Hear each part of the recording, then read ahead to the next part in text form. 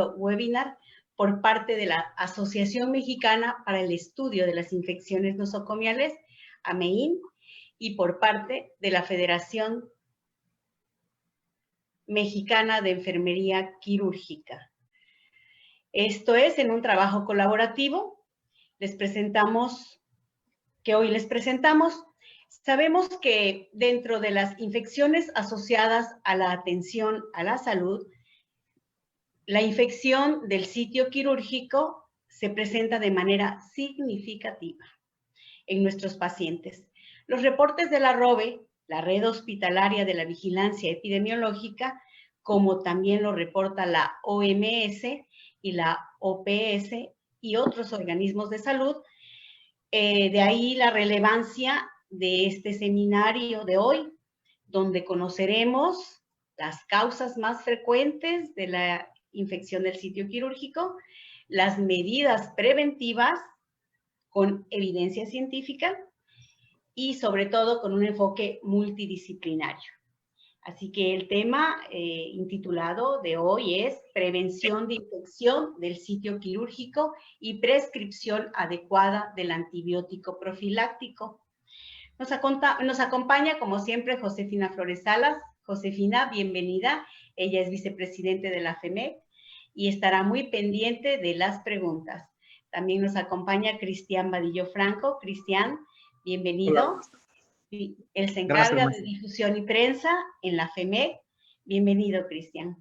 Y bueno, para este tema tan interesante de prevención de infección del sitio quirúrgico y prescripción adecuada del antibiótico, nuestro profesor, invitado, bueno, más bien profesor, experto, la doctora María Enriqueta Baridó Murguía.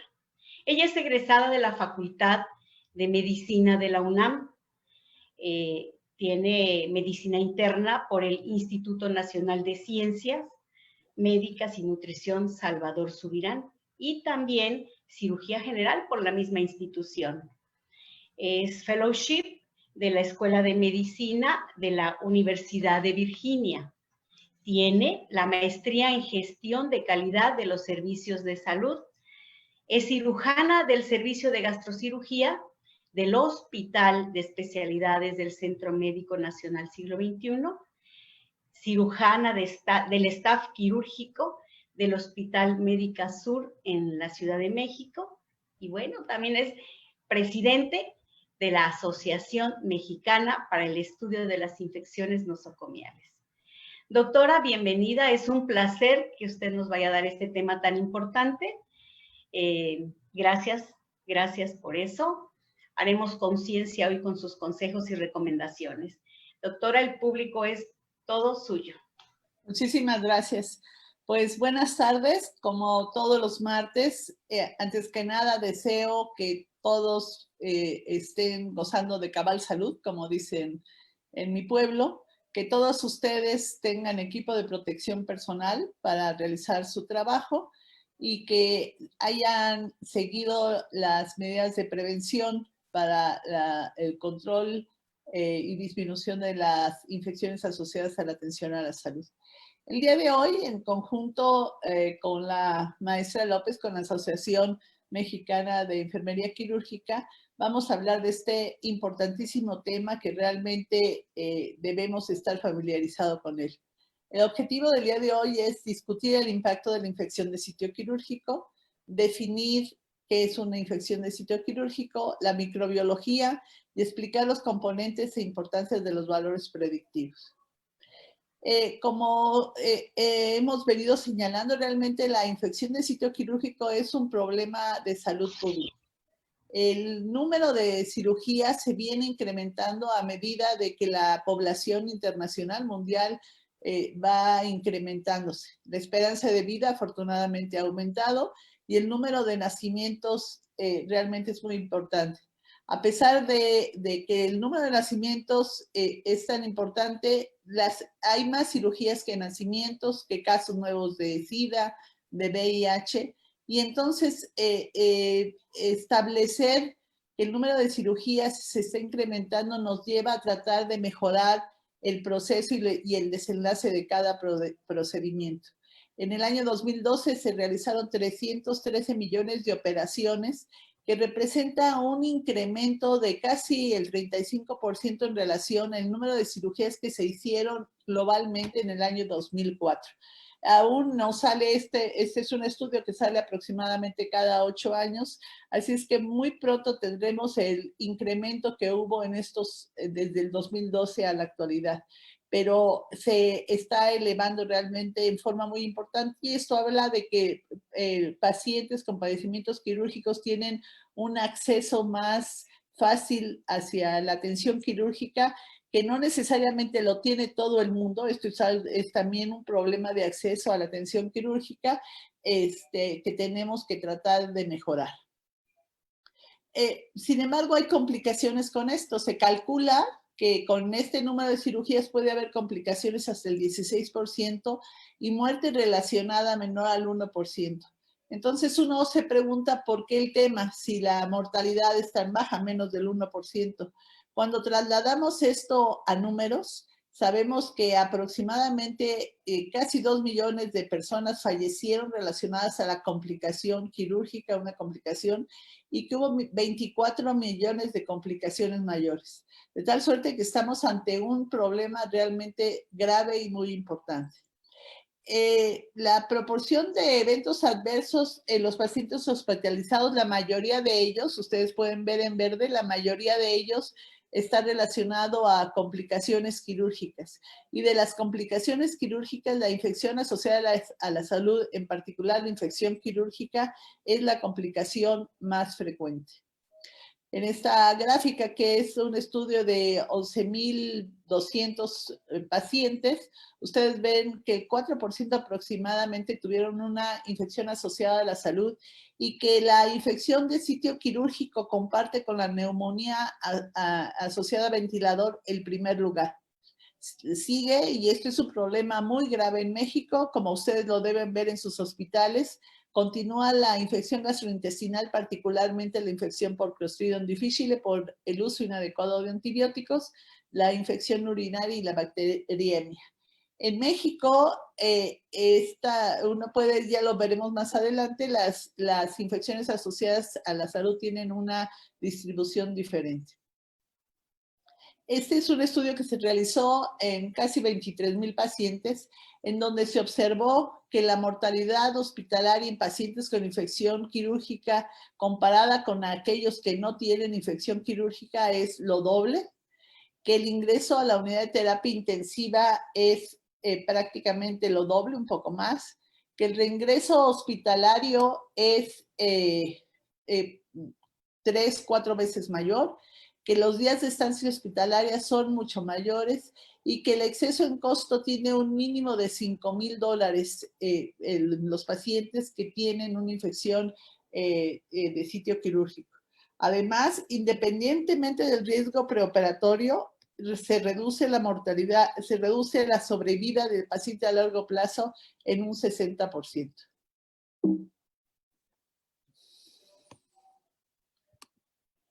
De tal suerte que hablar de infección de sitio quirúrgico quiere decir que es la infección más frecuente en los enfermos quirúrgicos, es la más frecuente de las infecciones nosocomiales, es factor de riesgo para otras infecciones intrahospitalarias, es la más costosa, y lo que nos conjunta el día de hoy es hablar de que realmente es una infección que se puede prevenir.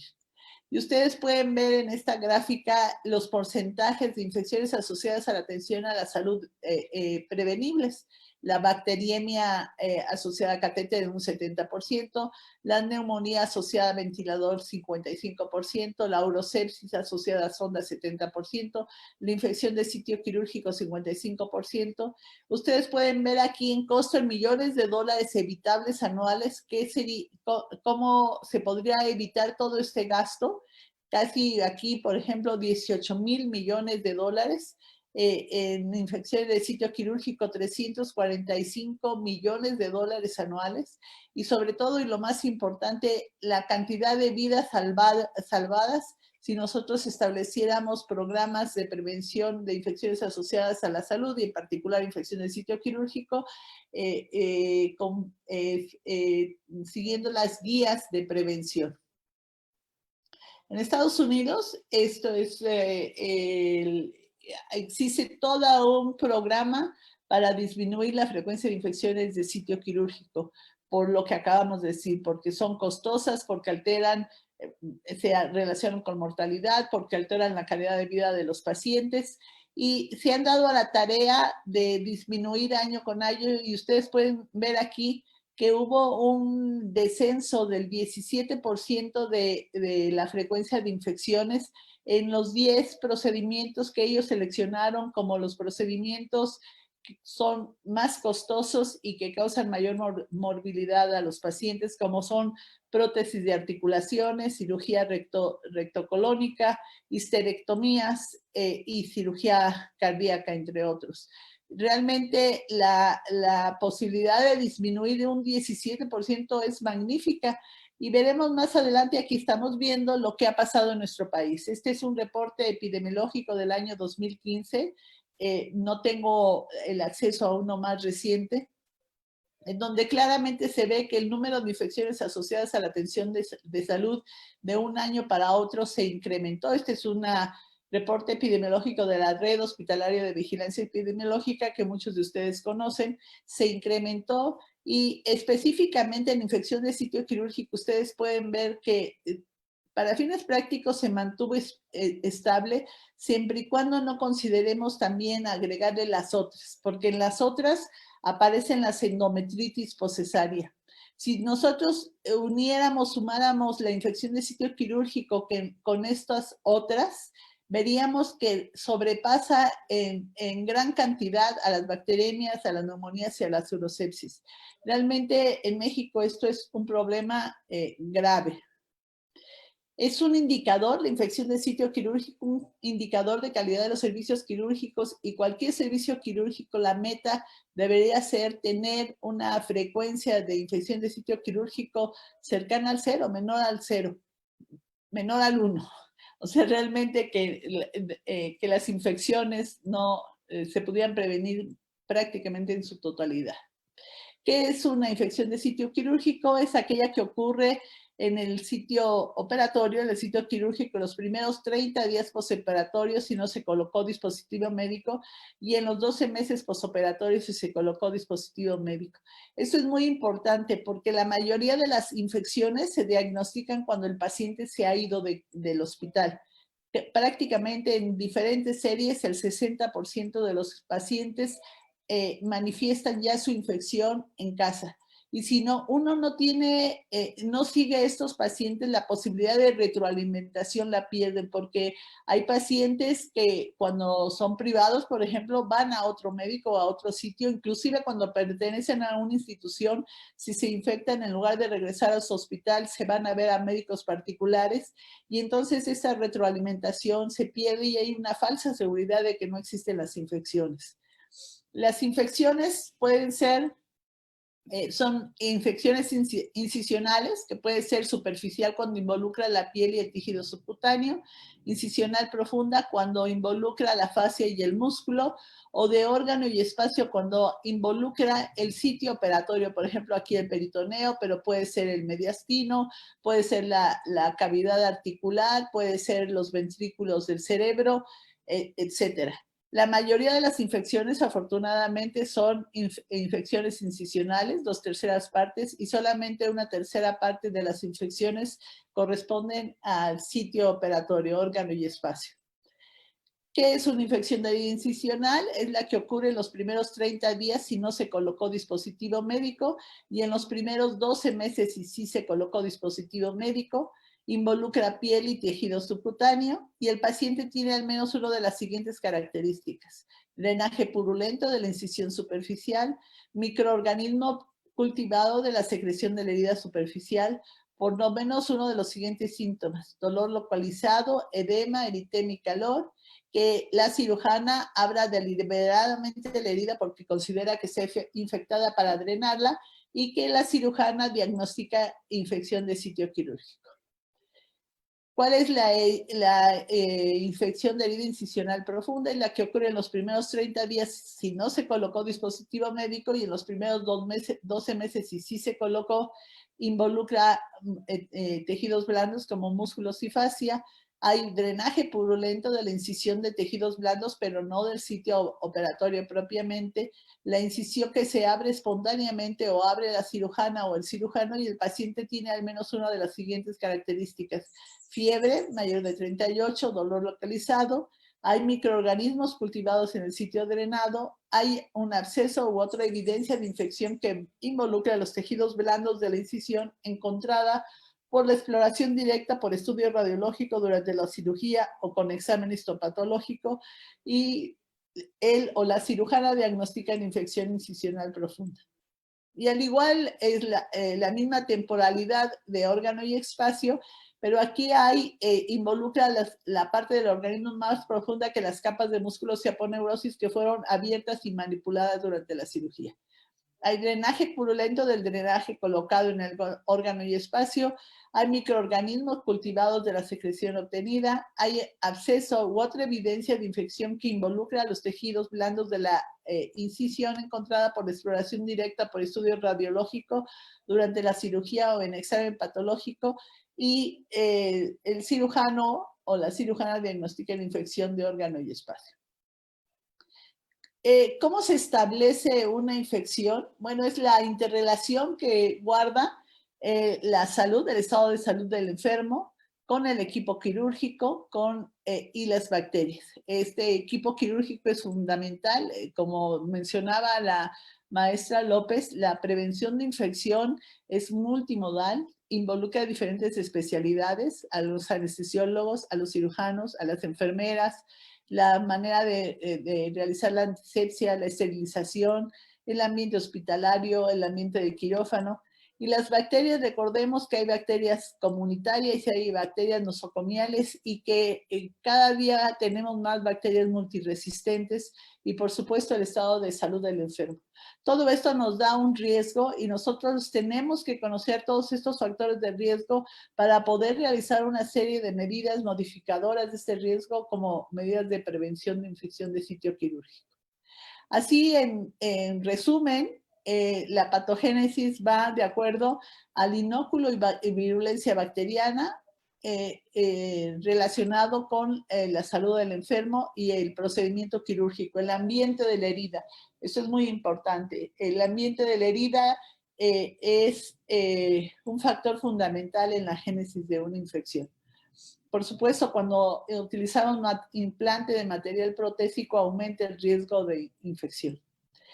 La microbiología de la infección de sitio quirúrgico realmente es importante. La esperamos es la flora endógena del enfermo, es la mayor fuente. Es la habitual o transitoria de la piel o mucosa. Es la habitual del tubo digestivo. Puede ser la infección motivo de cirugía. Puede el paciente tener una infección remota y ser la fuente de microorganismos a la herida. O puede el paciente estar colonizado por estafilococo.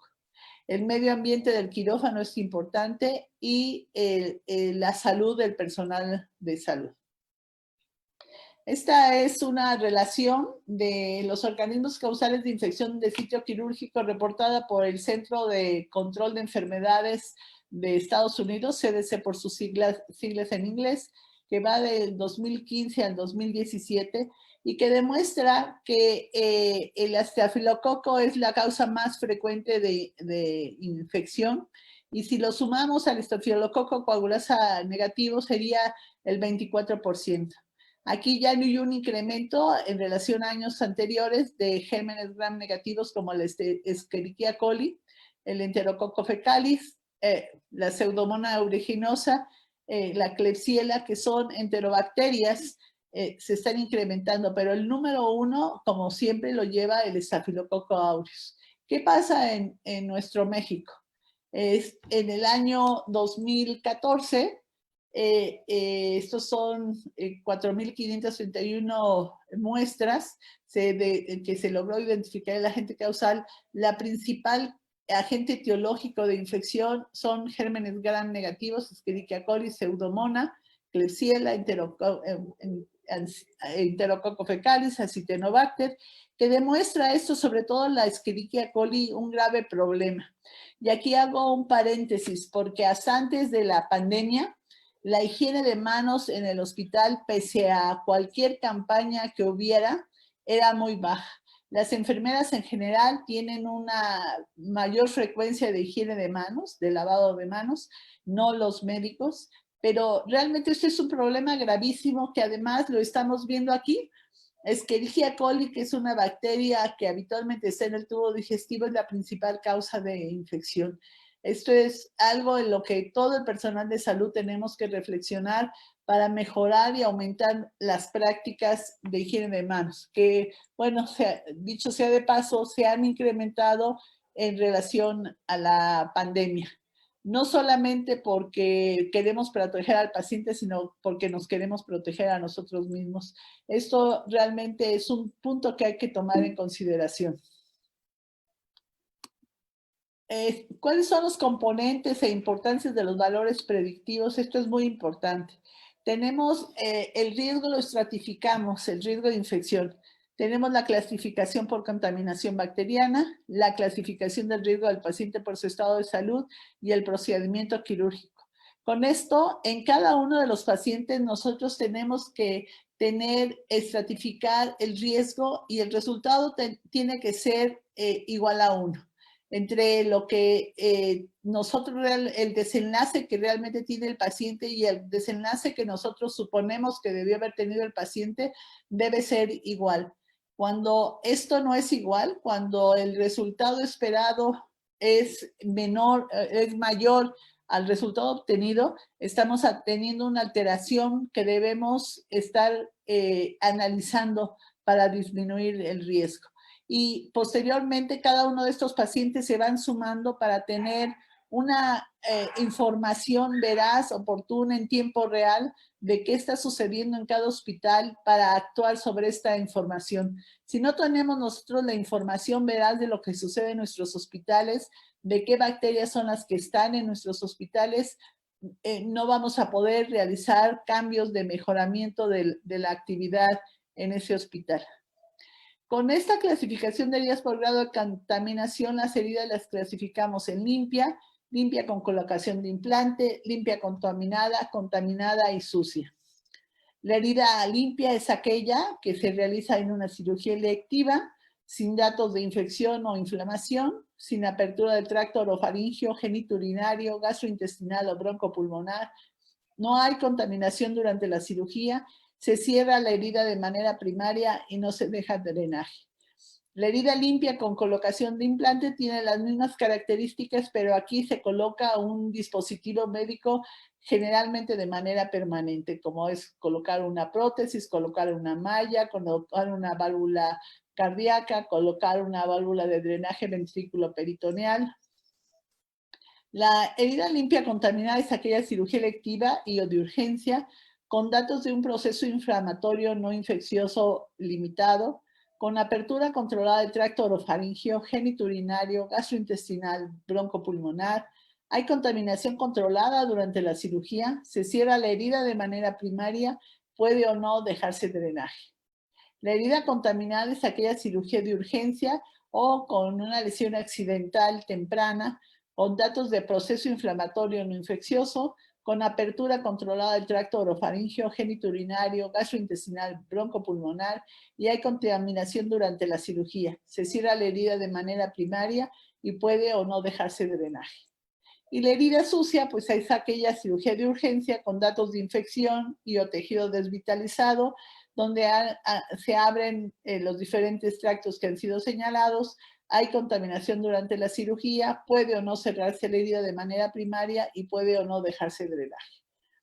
Ustedes pueden ver aquí en 3 diferentes gráficas, esta es la cirugía limpia, la limpia contaminada, contaminada y sucia, y de este lado está la frecuencia de infección de sitio quirúrgico, cómo se va incrementando a medida que se va contaminando más la herida, la posibilidad de infección aumenta. Esta es una gráfica de la Organización Mundial de la Salud, donde claramente se ve que en países de pobres y medianos recursos e ingresos, el problema de infección de sitio quirúrgico es mucho mayor.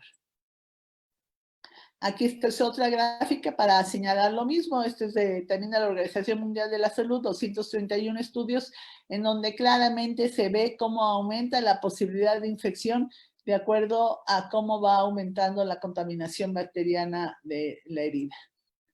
En cuanto a la relación que se guarda con de la contaminación bacteriana con el estado de salud, está la clasificación de NICE, que toma tres consideraciones. La clasificación de ASA, que es la clasificación de la Asociación Americana de Anestesiología, en donde 1 es un paciente sano, 5 es un paciente que se espera que con o sin cirugía puede fallecer. Inclusive este año hay una clasificación 6, que es aquel paciente donador de órganos que tiene muerte cerebral. Pero aquel paciente que tiene un ASA 3 o mayor de 3 tiene un factor de riesgo. La operación clasificada como contaminado sucia por razones obvias y un tiempo mayor promedio para cada cirugía. Cada factor de esto suma un punto. Y si solamente hay un punto, es riesgo mínimo, 2, riesgo moderado y 3, riesgo máximo. Y aquí ustedes pueden ver la interrelación.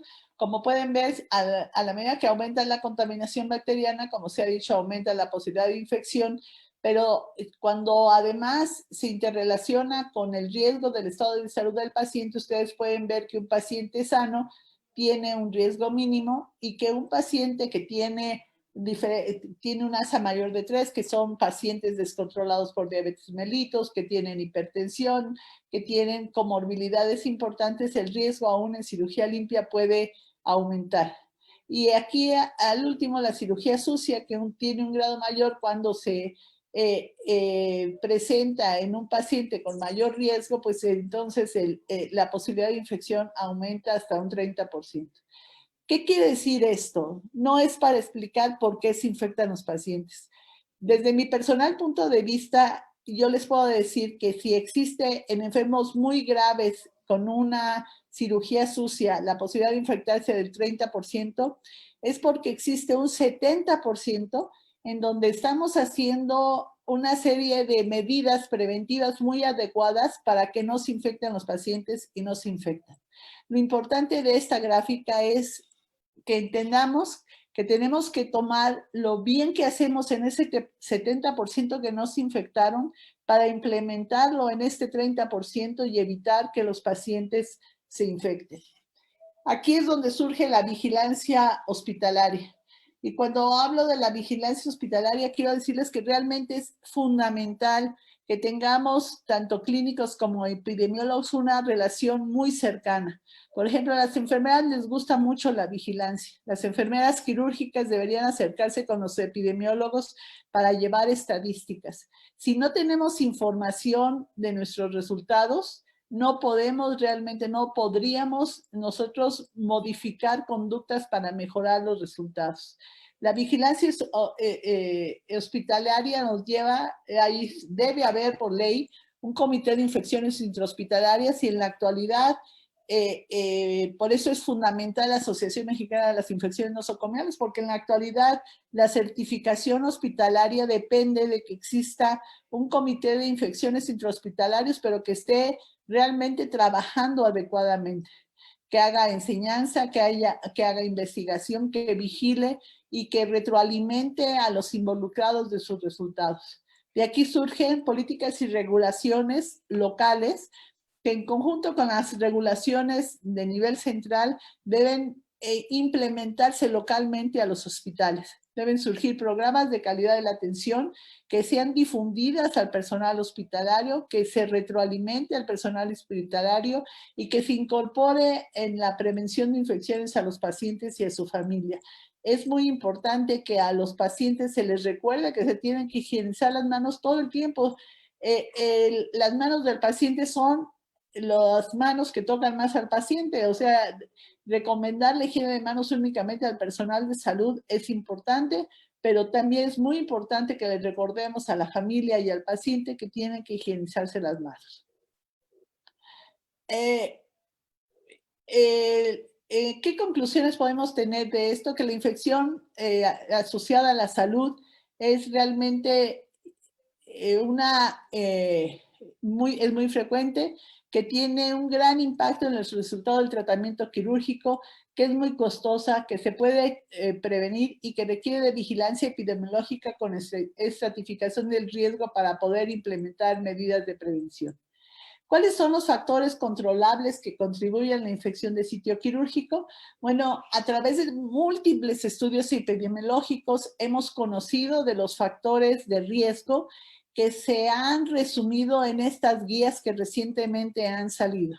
La guía de la Organización Mundial de la Salud, del Centro de Control de Enfermedades, CDC, de la CHEA, que es una asociación de epidemiólogos para el control de las infecciones, y del American College of Surgeons.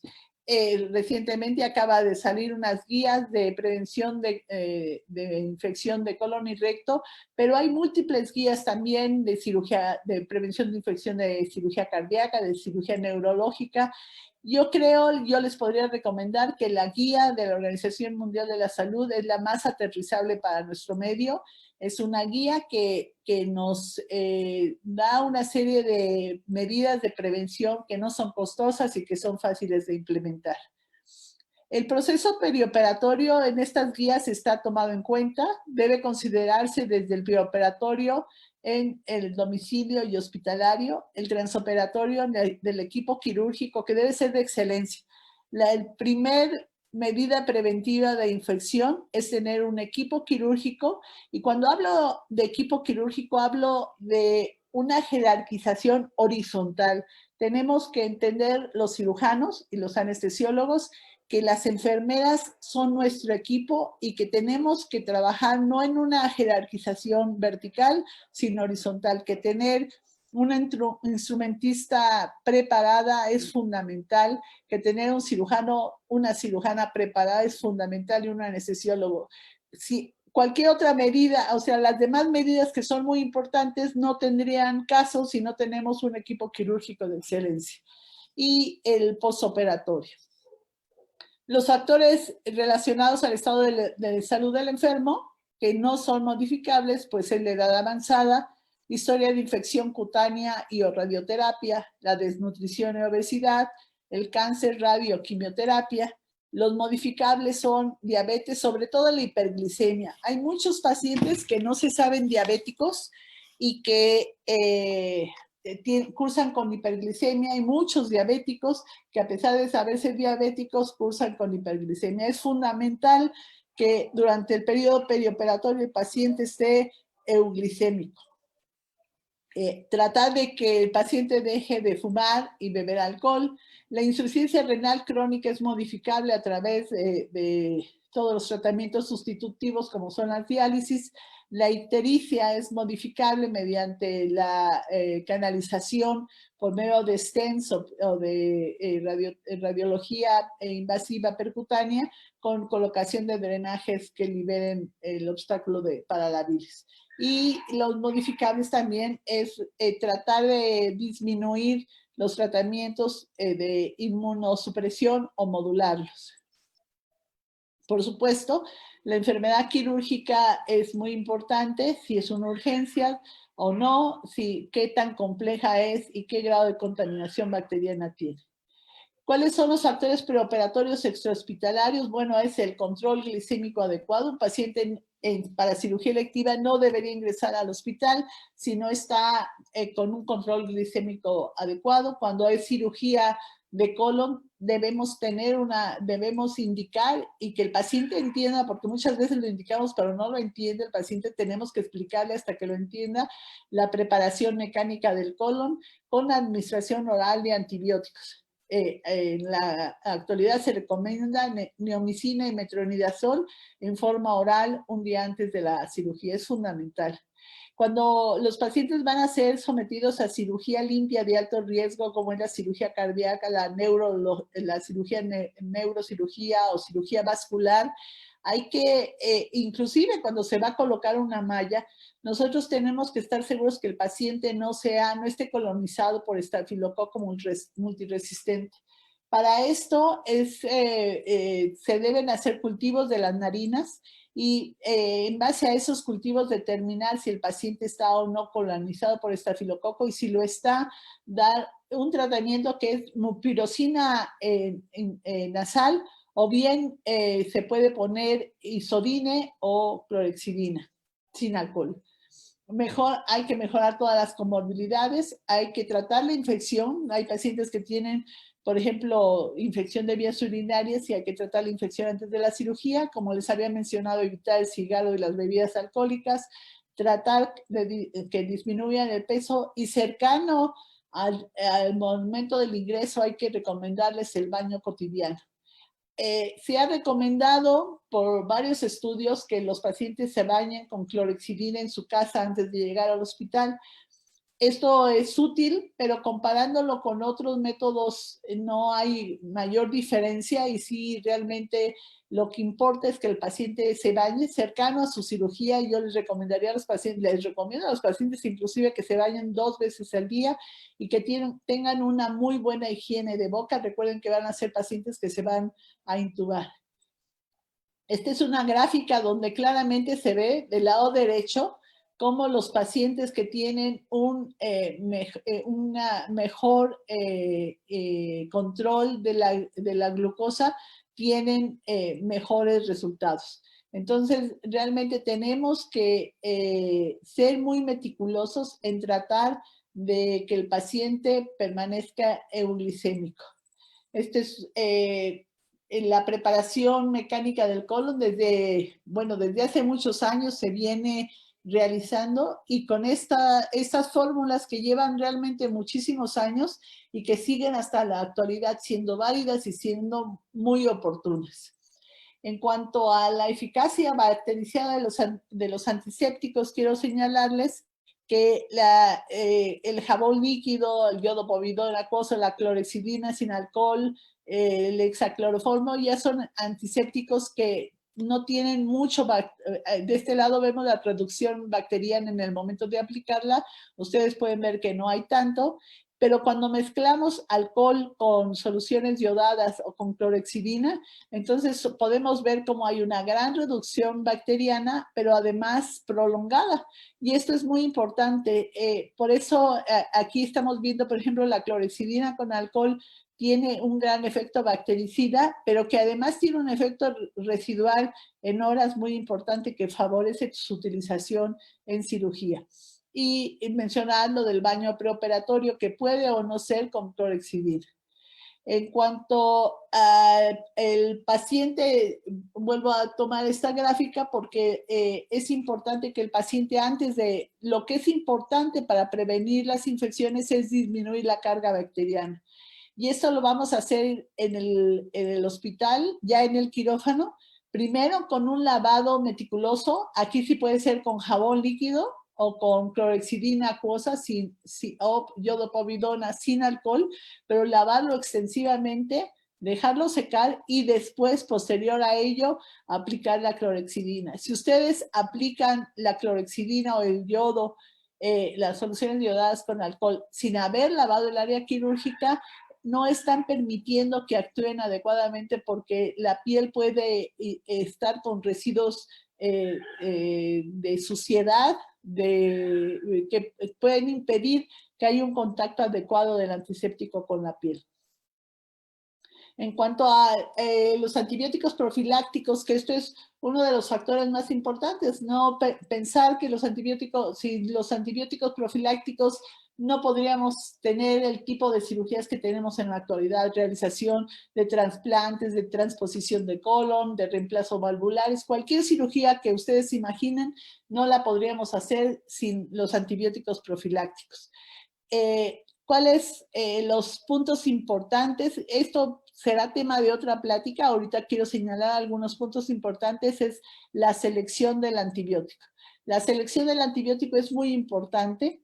Están las guías que les acabo de mostrar. Son unas guías que ya son del año 2013, que están por salir las nuevas guías, y que nos dicen que debemos utilizar antibióticos de acuerdo a la flora esperada.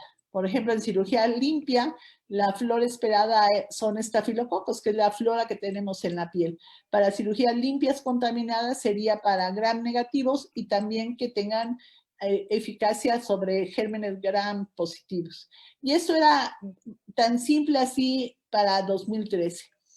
A medida que ha pasado el tiempo se va complicando porque la resistencia bacteriana va aumentando y porque los padecimientos son más complejos, porque los pacientes ingresan más a los hospitales y a veces hay pacientes que ingresan por una neumonía, por ejemplo, a los que se les da antibióticos para hacer esa neumonía y 3 o 4 meses después ingresa por una enfermedad de resolución quirúrgica, pero ya vienen arrastrando una resistencia causada por los antibióticos de la neumonía.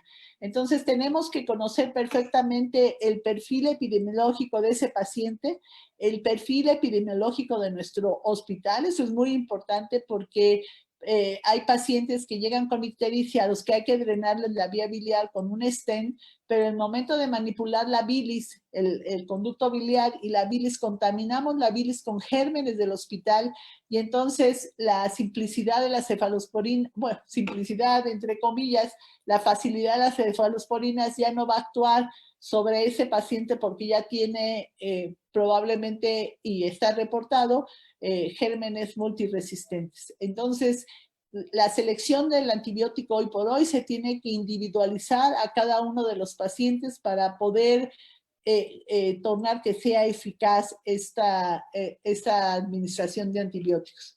¿Cuál es el momento ideal de administrar? Este es un estudio clásico publicado en el New England Journal of Medicine en 1986 y ustedes pueden ver en verde lo que sería el tiempo ideal. Este es el momento de la incisión.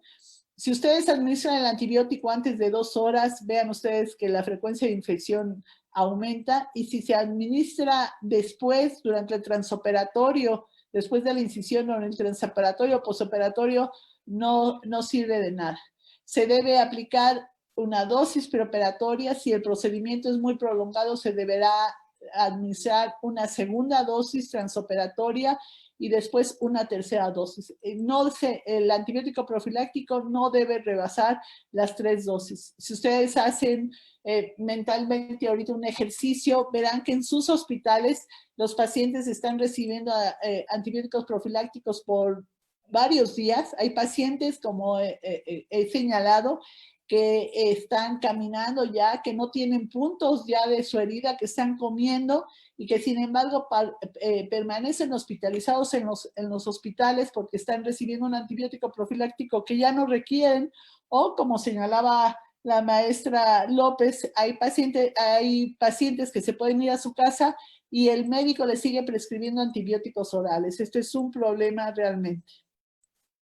Por supuesto, las consideraciones técnicas quirúrgicas, que las enfermeras quirúrgicas lo conocen perfectamente, es la selección de la herida, el sangrado y la habilidad que tenemos para realizar una hemostasia perfecta, los productos hemostáticos que utilicemos. En la actualidad podemos ayudarnos, no en todos los hospitales hay, pero de suturas con triclosan, la colocación de drenajes y diostomías que deben ser percutáneos.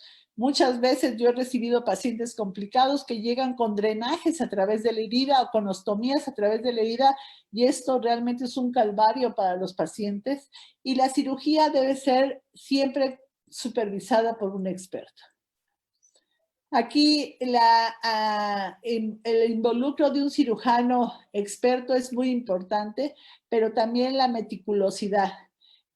Esta es la gráfica que está comparando el número de cirugías, o sea, la experiencia, a mayor cirugía, mayor experiencia, con los resultados.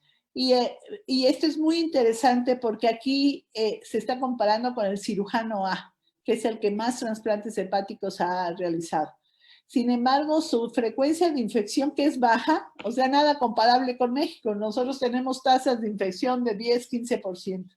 Aquí la frecuencia de infección es del 1%, vean ustedes. Pero tiene más infección, no porque opere más, tiene más infección porque quizá, comparado con los cirujanos de menor experiencia, tiene mayor infección porque muchas veces esta misma experiencia hace que seamos un poco más confiados y dejemos de utilizar las medidas de prevención que se requieren. Entonces necesitamos cirujanos y equipo quirúrgico, enfermeras quirúrgicas, anestesiólogos expertos, pero con un involucramiento de prevención y de seguridad del paciente muy importante. Las consideraciones anestésicas que vienen en las guías y que las pueden leer ustedes en la página de AMEIN son que el paciente tiene que tener una perfusión sanguínea adecuada, que tiene que mantenerse en normovolemia. Hay claramente un aumento de la frecuencia de infección si el paciente está hipovolémico. La temperatura corporal transoperatoria debe ser regulada y debe ser mayor a 36,5. Si el paciente está hipotérmico, la vasoconstricción, la disminución del flujo, etcétera, pueden llevar a una mayor frecuencia de infección.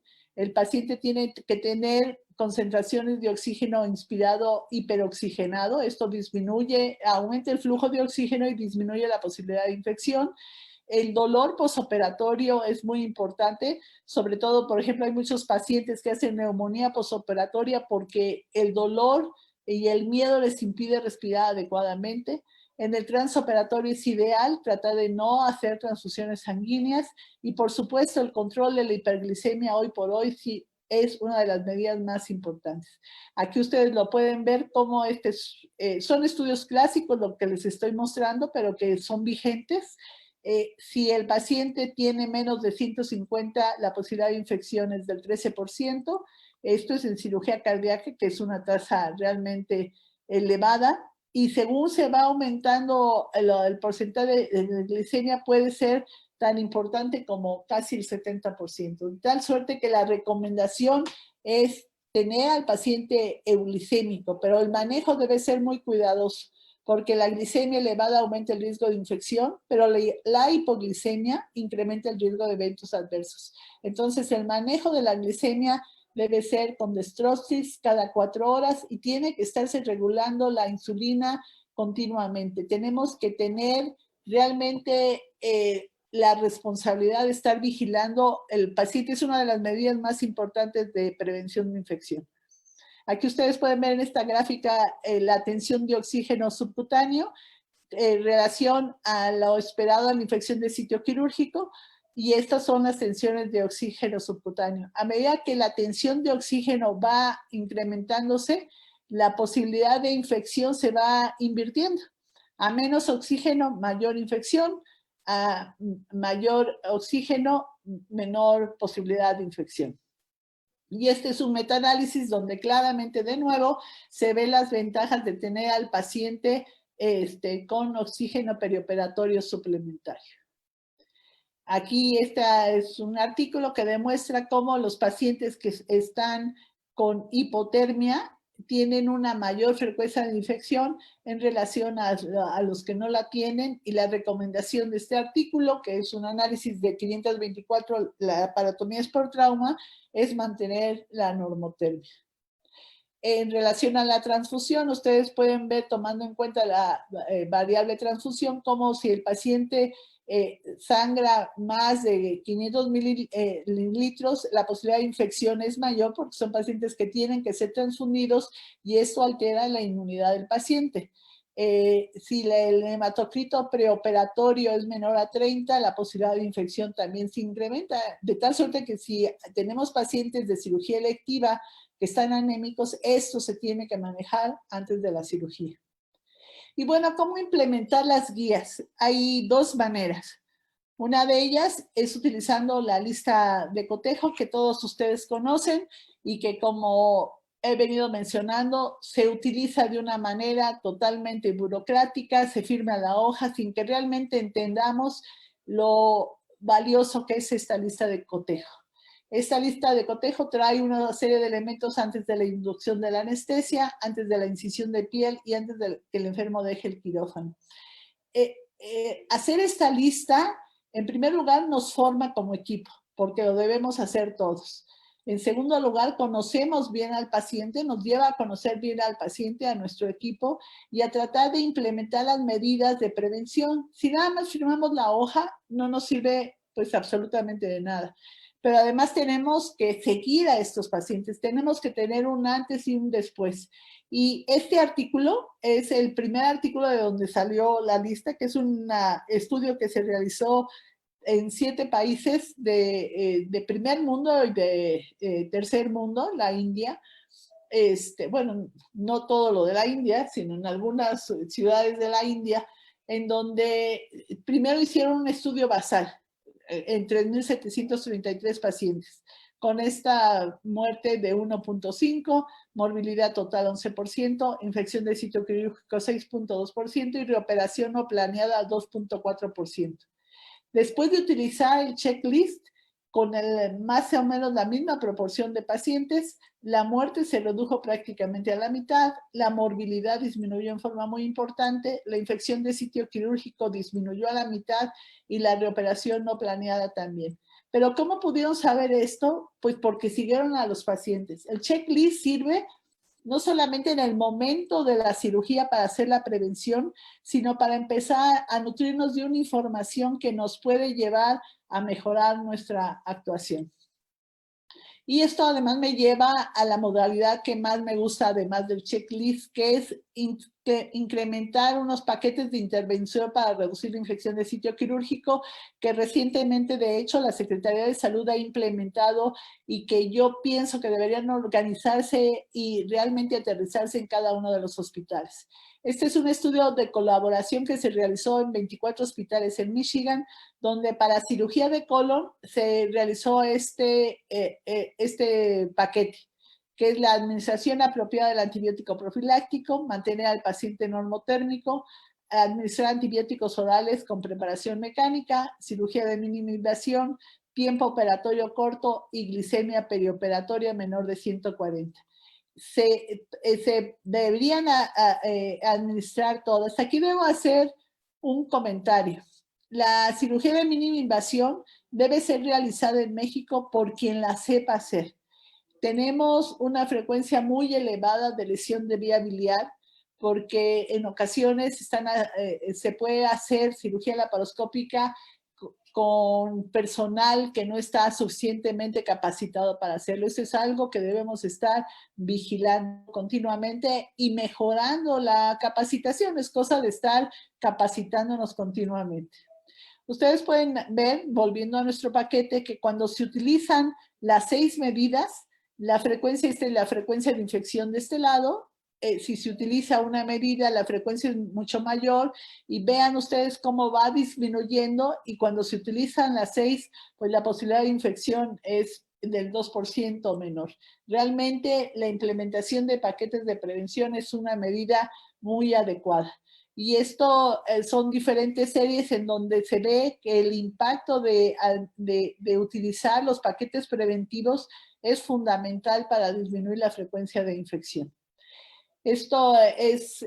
Aquí esto es la infección en cirugía cesárea. En nuestro país la cirugía que más se hace es la cesárea. Y yo creo que la mayor medida preventiva de infección de cesárea es no hacer cesáreas, porque si se fuera tan difícil nacer, no seríamos la epidemia humana que somos. Pero bueno, considerando que es la cirugía que más se realiza en México, antes tenían en este hospital una frecuencia de infección del 13%, vean ustedes. Se implementó un paquete de prevención y vean ustedes cómo disminuyó en forma sustancial. Este paquete básicamente consistía en el antibiótico preoperatorio y en el baño con clorexidina tanto de la piel como de la vagina. También hay este estudio donde claramente es un estudio realizado por enfermeras, una enfermera en la Universidad de Minnesota que fue a implementar paquetes de prevención y que se dio cuenta que en ese hospital estaban utilizando implantes esterilizados en vapor. En el momento que se dio cuenta, lo comunicó y se disminuyó, se evitó eso y vean ustedes cómo disminuyeron las infecciones en forma realmente muy importante. Esta es otro estudio en donde se ve cómo disminuyen las infecciones al dejar de esterilizar los instrumentos con esos esterilización flash. Aquí vean ustedes que la disminución de la infección fue de 5.4 a 1.4 y aquí hay un componente muy importante que es que en Estados Unidos ya hay una penalización por infección de sitio quirúrgico. Si los Medicares, que es como el Seguro Social de Estados Unidos, analiza las infecciones y se da cuenta que se implementaron todas las medidas de prevención, no lo penaliza. Pero si no se implementaron, entonces no paga esas infecciones y cada hospital tiene que asumir el costo de la infección.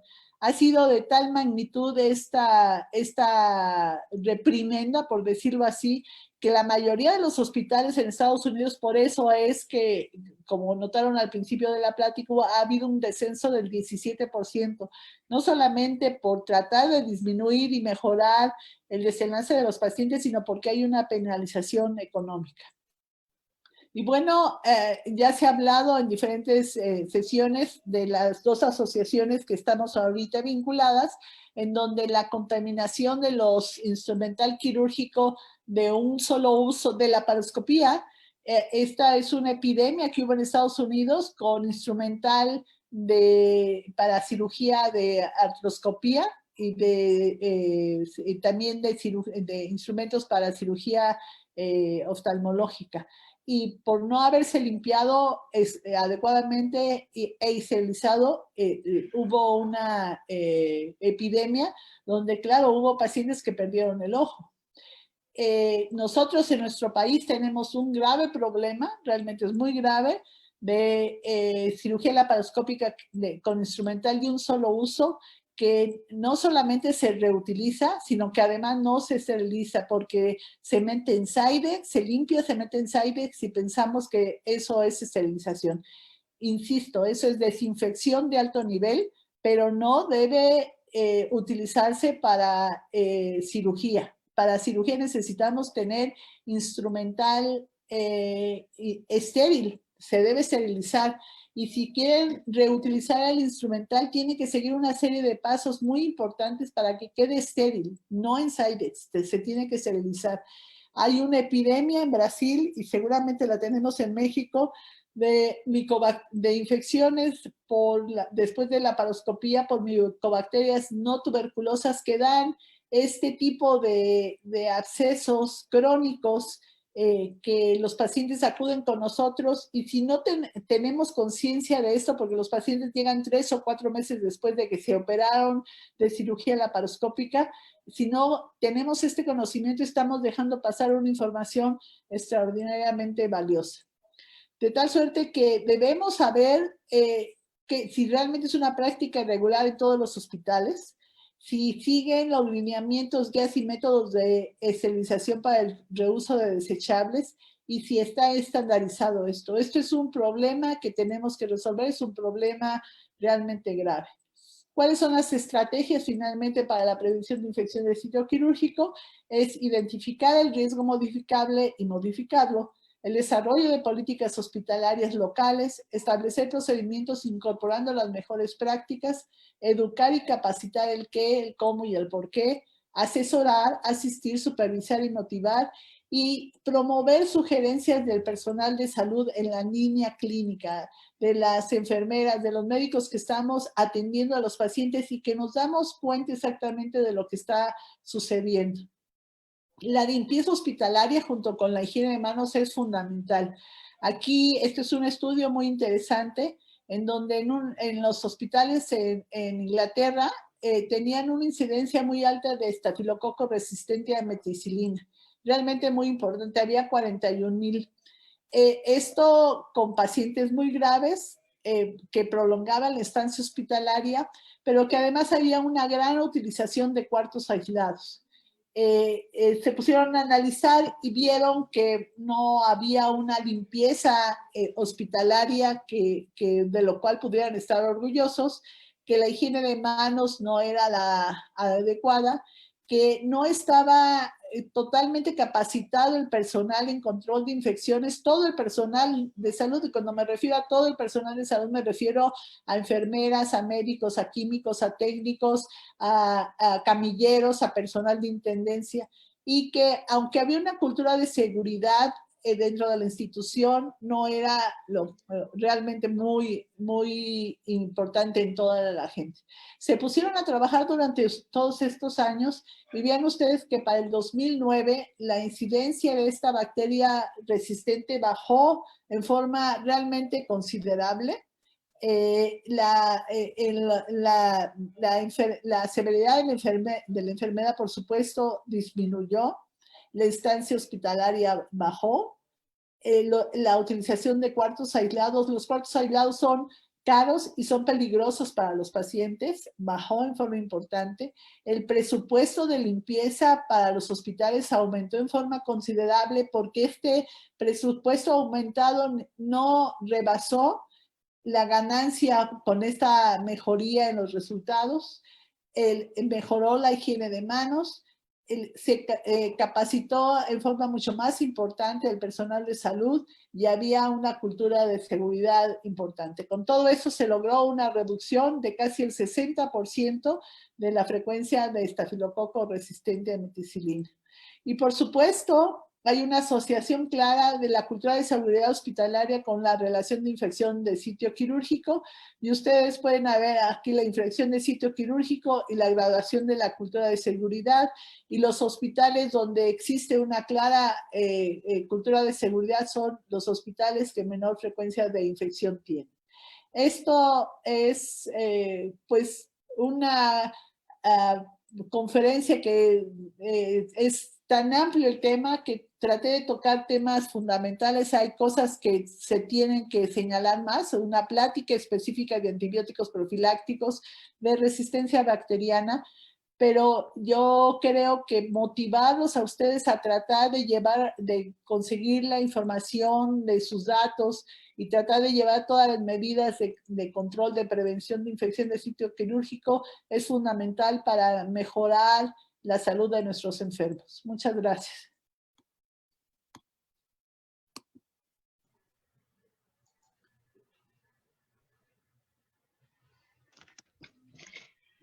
Excelente, doctora. Mis felicitaciones. Excelente su ponencia, doctora Baridó. Su presentación muy completa. La verdad, nos invitó a reflexionar en la atención que estamos otorgando a nuestros pacientes, a tener la conciencia quirúrgica, ¿sí? A saber, ahora sí que atender bien a nuestros pacientes para evitar complicaciones, sobre todo con infecciones que son tan controlables. Y bueno, también la importancia de estar al día. Si ven, de todo nos fue presentando, ¿verdad? Evidencia científica. Entonces, es estar al día, consultar artículos y bueno, que nuestras acciones siempre estén bien sustentadas. Doctora, excelente ponencia. Viene una sección muy importante que también es la acción de preguntar, que supone la aparición de la conciencia. Vamos ahora a las preguntas. Josefina, ¿nos puedes orientar con las preguntas? Y Cristian después nos dirá cómo estamos con nuestros invitados, nuestro público, perdón. Bien, Lupita, empiezo entonces. Sí, por favor. Sí, doctora Baridó, nos pregunta Rosy Guzmán, ¿qué tan efectivo es la irrigación de las heridas para reducir el riesgo de infección? Y si tienen alguna utilidad el uso de soluciones electrolizadas o de superoxidación. Bueno, en general, no depende de qué heridas estamos hablando. Si es en cirugía limpia o limpia contaminada, que no hay una contaminación, la limpieza únicamente con solución salina sería más que suficiente. Cuando hay contaminación de la herida por cirugías que son cirugías infectadas, que se está tratando de una peritonitis o drenando un absceso, entonces este tipo de soluciones tiene fundamento. Recientemente yo no utilizaría soluciones como iodadas o con clorexidina porque pueden causar alergias. Y estas últimas soluciones que menciona la doctora Guzmán son importantes. Acaba de salir un artículo en Annals of Surgery. Tengo que decir el nombre comercial, desgraciadamente, porque el nombre específico no lo recuerdo. Prontosan se llama, que es una solución que es un antiséptico que no irrita el tejido. Hay que tomar en consideración que esto nada más debe ser utilizado en el tejido subcutáneo, no intraperitoneal, porque causa tal problema de inflamación, cualquier solución antiséptica que se utilice, que entonces los mecanismos de defensa del organismo los limitamos, promovemos más inflamación, causamos más daño que beneficio. Bien. Otra pregunta de Rosy dice que si el uso de antibiótico tópico tiene algún beneficio para evitar las infecciones de sitio quirúrgico. Pues se han venido utilizando en diferentes áreas los antibióticos tópicos. Sin embargo, hay revisiones recientes en donde con la administración adecuada de antibióticos parenterales, realmente la utilización del antibiótico tópico en la herida no es adecuado. Hay variabilidades, porque por ejemplo estoy recomendando yo las suturas con triclosan, que tienen antibiótico tópico, las prótesis articulares, el cemento que se le pone para fijar la articulación trae incorporado antibiótico. De hecho, hay mallas a las que ya se le están poniendo antisépticos. Entonces, está habiendo un movimiento hacia la utilización local, porque se supone que puede haber una mayor concentración del antiséptico, del antibiótico localmente sin un daño al organismo. Sin embargo, coger, por ejemplo, una ampolleta del polvo de cefuroxima o de antibiótico y regarlo ahí, realmente no es algo que esté controlado, no es como utilizar el cemento ya impregnado del antibiótico. O sea, la manufactura es diferente y el resultado podría ser diferente. Yo creo que cuando no estamos colocando una prótesis, un implante definitivo, la administración del antibiótico intravenoso sería suficiente. Totalmente de acuerdo, doctora. Hay una pregunta y está repetida, es acerca del baño prequirúrgico que usted nos hablaba. Nos dice de la forma de realizarlo con clorexidina y que si no tienen clorexidina, ¿qué se podría utilizar? Agua y jabón. Agua y jabón. Agua y jabón, porque lo importante es el arrastre de las bacterias. La clorexidina es buenísima para descontaminar, pero la gente no tiene para pagar.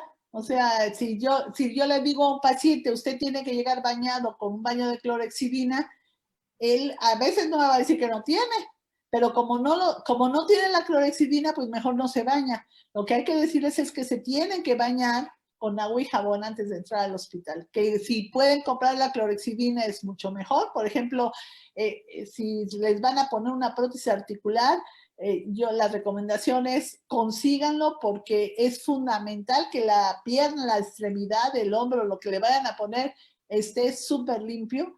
Pero si no tienen, pues agua y jabón. Nosotros en el hospital ya los lavaremos con jabón quirúrgico, clorexidina, gluconato de clorexidina, y luego los pintaremos con clorexidina con alcohol.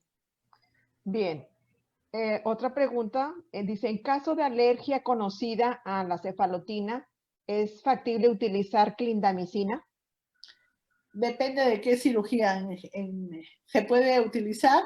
Hay otros medicamentos que pueden ser utilizados, no necesariamente. La clindamicina en 3 dosis se puede utilizar, pero sí tenemos que recordar que uno de los antibióticos que más posibilidades de causar Clostridium difficile es la clindamicina.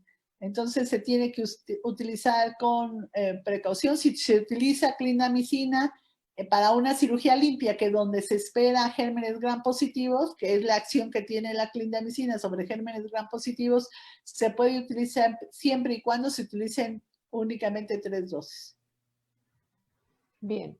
Noé Amador nos dice que se está haciendo las asociaciones, los colegios de cirugía, ya que lamentablemente hay los cirujanos que no se apegan a ninguna de estas guías de profilaxis.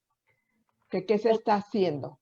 Lo que estamos haciendo, tanto AMEIN, la Asociación Mexicana para el Estudio de las Infecciones Nosocomiales, como la Asociación Mexicana para Cirugía General y la Academia Mexicana de Cirugía, lo que estamos haciendo es todos estos pláticas, cursos para estar promoviendo el conocimiento y la motivación.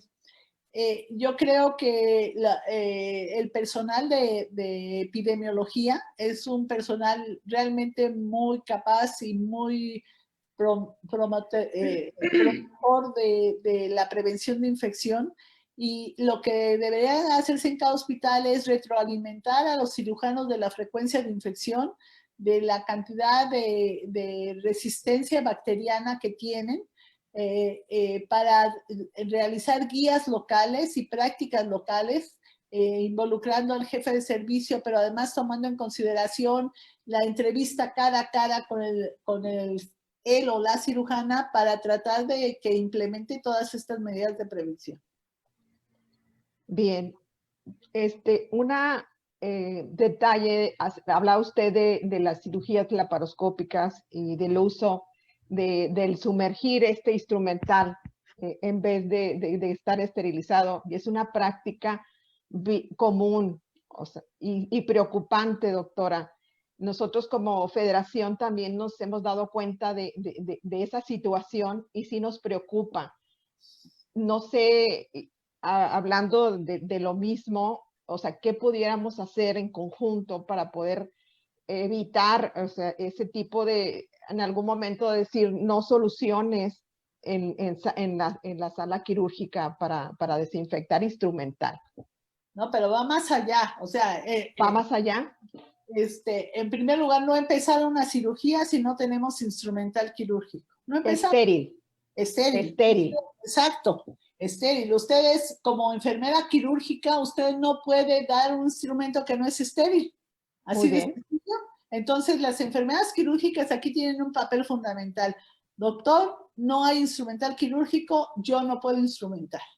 Y consignarlo en el expediente y consignarlo con su jefe de quirófano.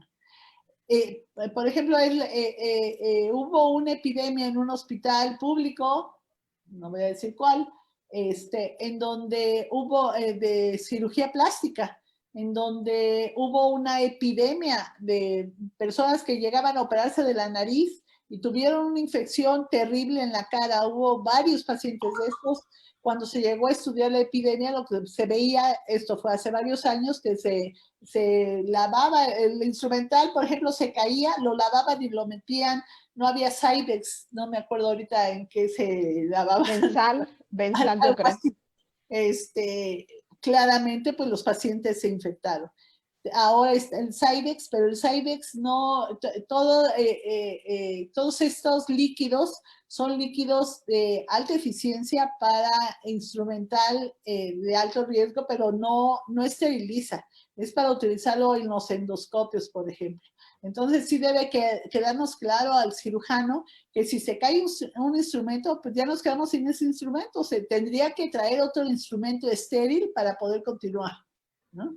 O sea, sí tiene que haber reglas claras, y además se tiene que avisar. Muchas veces ni el jefe de servicio sabe, se debe hacer por escrito el decir, el día de hoy no hubo instrumental estéril por tal y por tal razón. Y se debe pasar una copia al jefe de quirófano, a la jefa de quirófano enfermera, al director del hospital.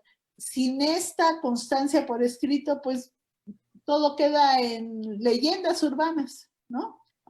Sí, de hecho, a mí me tocó que mi cirujano me dijo, es que sí, toda la vida lo hemos hecho, toda la vida lo hemos sumergido, el instrumental, y ahora me sales con que tiene que esterilizarse. Entonces, mentalidades, yo creo que muy, muy, muy atrás, ¿verdad? Sí, se tiene que esterilizar. Muy bien, esterilizado, de acuerdo. Una pregunta, y yo creo que es la última, hay muchas preguntas, doctora, pero tengo nada más 15 minutos. Dice, si bien en verdad es que existe actualmente una hoja de cirugía segura que muchos de los colegas médicos pasan por alto y que cuando a la desinfección, en cuanto a la desinfección y no esterilización de equipos de laparoscopía ocurre, debería de modificarse alguna ley para que se cumplan con los lineamientos y no pasen por alto esto. Mire, esto es un comentario realmente muy importante, porque si nosotros los cirujanos y las enfermeras quirúrgicas pensamos que esto es algo burocrático y que no vale la pena hacerlo porque incorpora no solamente a los cirujanos, las mismas enfermeras no acaban de entender la importancia de la lista. No la entendemos los cirujanos, no la entienden las enfermeras, no la entiende el anestesiólogo. Cuando le pido yo a mi anestesiólogo que se presente, se ríe porque dice, él piensa como para qué, ¿no? Esto, yo creo que más que hacer obligatoriedad de esto, lo que tendríamos que hacer es discutir la importancia de este procedimiento. Doctora, es que es una cultura de seguridad para el paciente. Claro, claro, pero, perdón, pero es que se metió una abeja aquí en mi casa.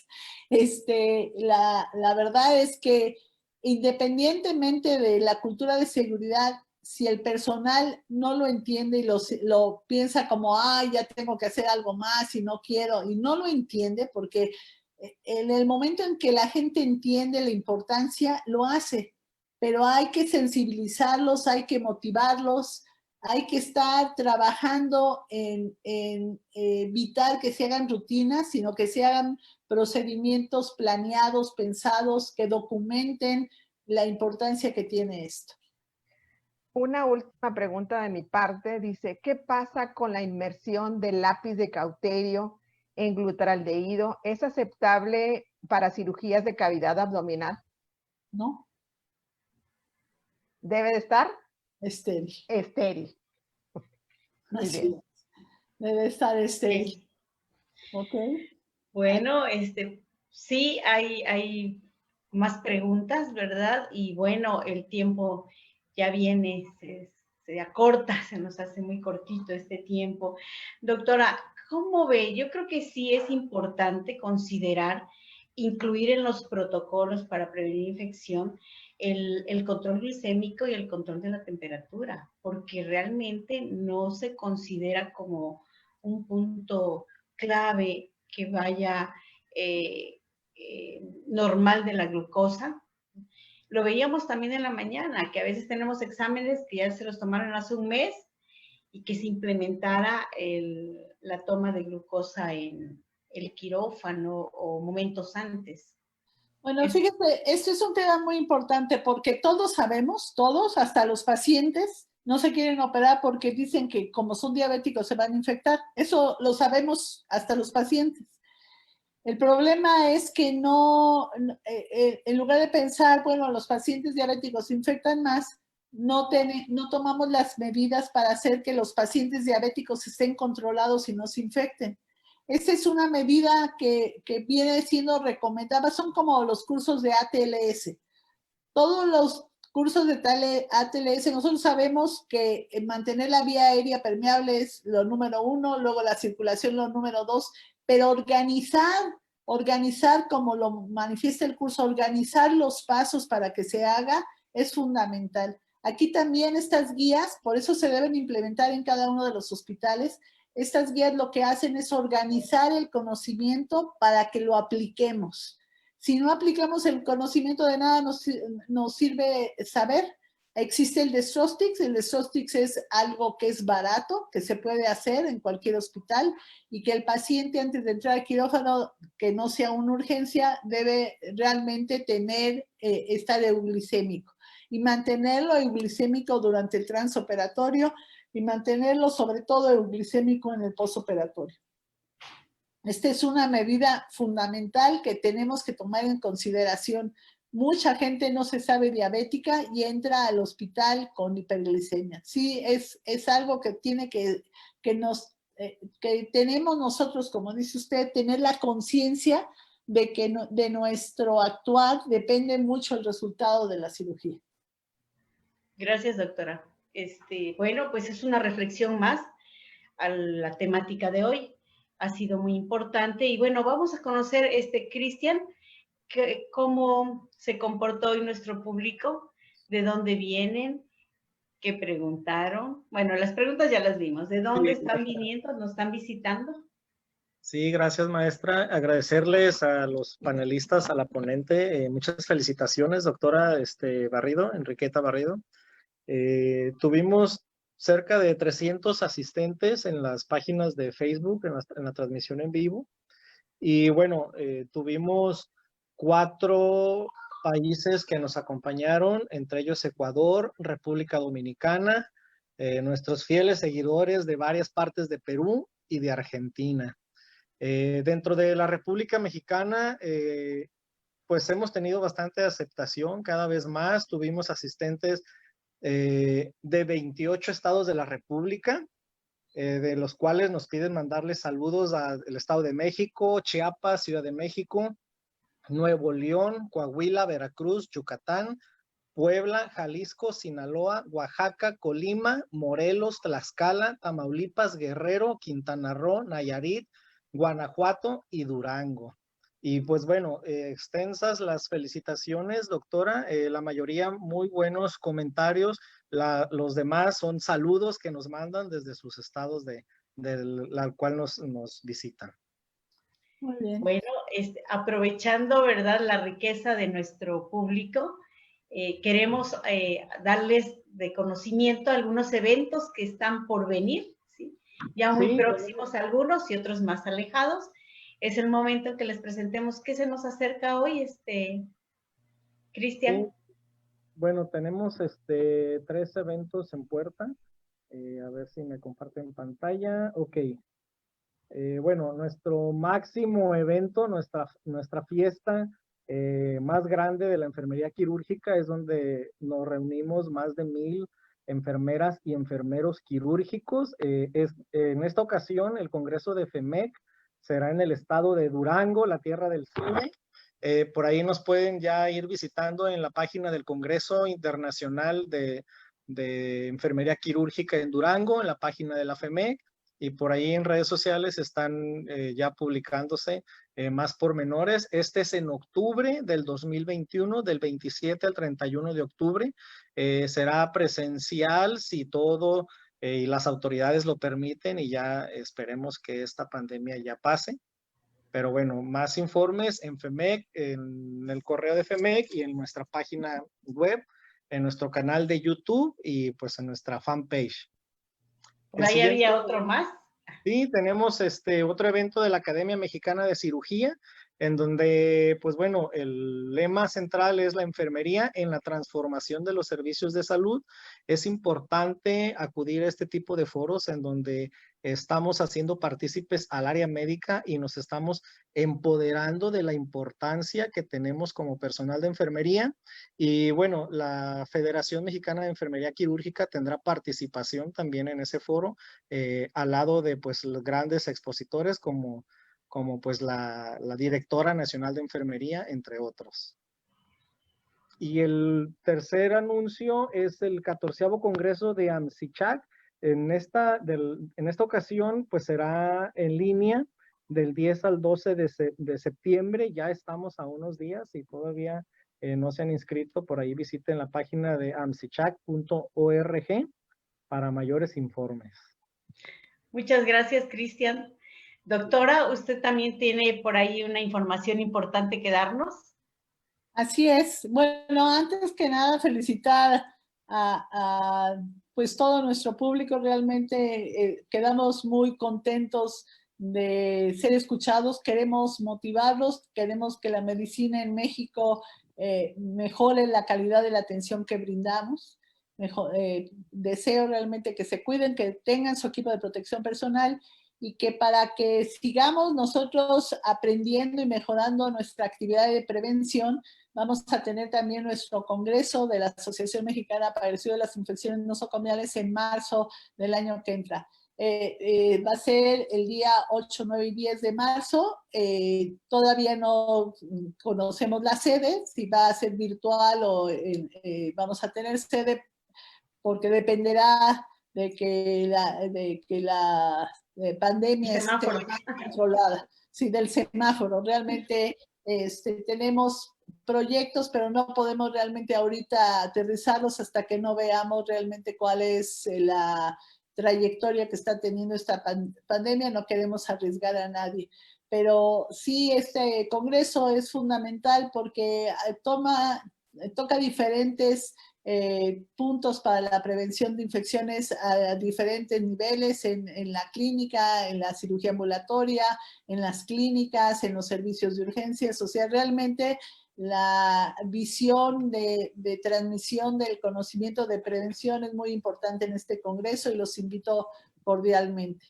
Y bueno, pues no me queda más que estar contenta de estar colaborando con enfermeras quirúrgicas. Yo creo que el equipo de salud debe horizontalizarse. En el momento en que entendamos eso, toda la actividad va a mejorar. Pero para que pueda lograrse esto, las enfermeras tienen que estar súper bien preparadas, competentes y tener la confianza en su conocimiento para decir, doctora, usted no puede empezar una cirugía con instrumental que no esté estéril. Punto.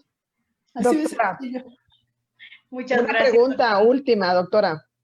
Que si el instrumental de oftalmo también se sumerge.